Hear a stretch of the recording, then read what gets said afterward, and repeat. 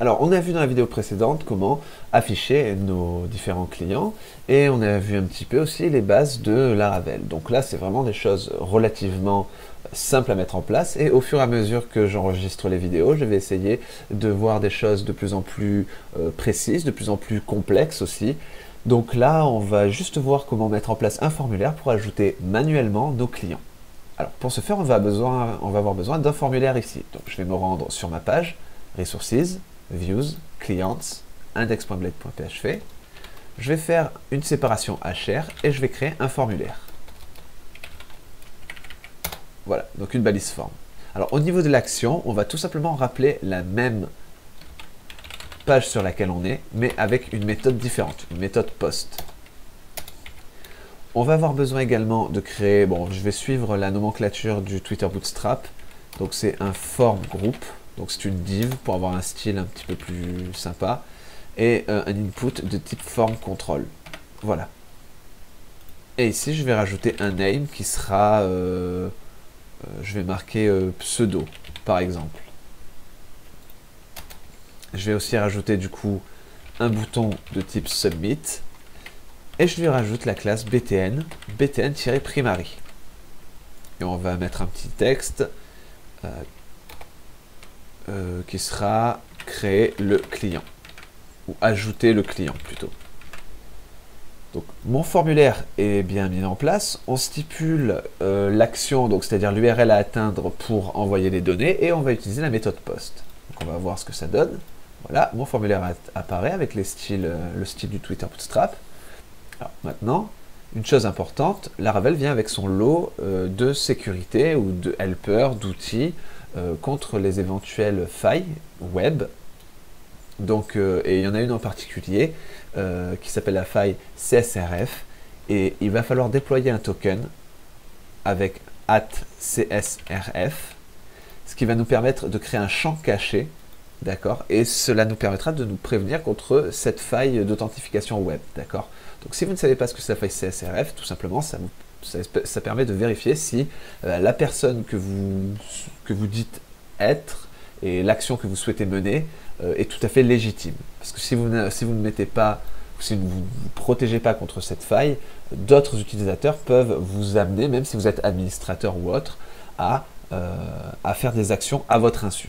Donc, la cross-site request forgery attaque permet donc du coup ce genre de choses et avec ce token là ça va nous permettre de nous en prévenir. Donc ça c'est un outil, c'est gratuit, c'est donné avec Laravel, donc c'est plutôt sympathique. Donc je tiens à préciser que si vous n'avez pas mis ce token là, ça ne fonctionnera pas.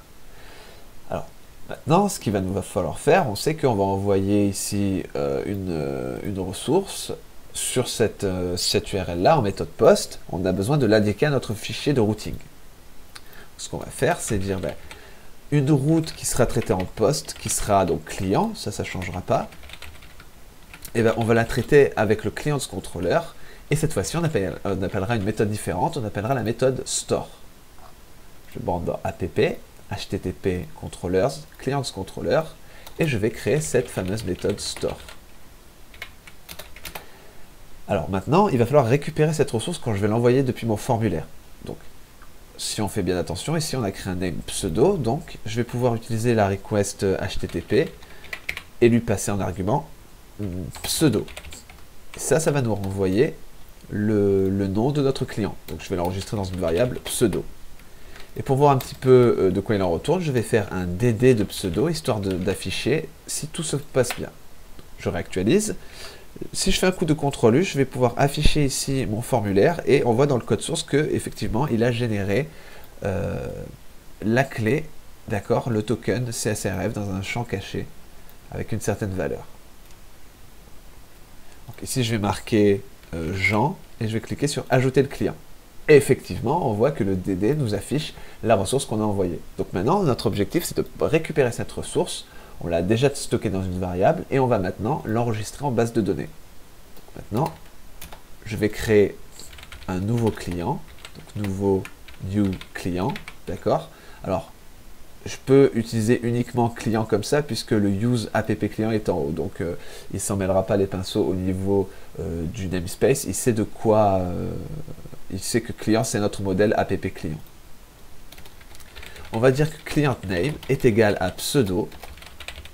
Et ensuite on va persister l'information en faisant un coup de client save.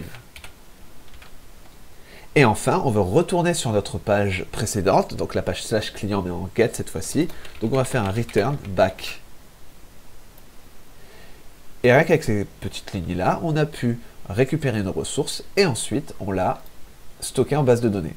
Donc je vais réactualiser, revenir sur la page. Je vais créer Jean et je vais cliquer sur ajouter client.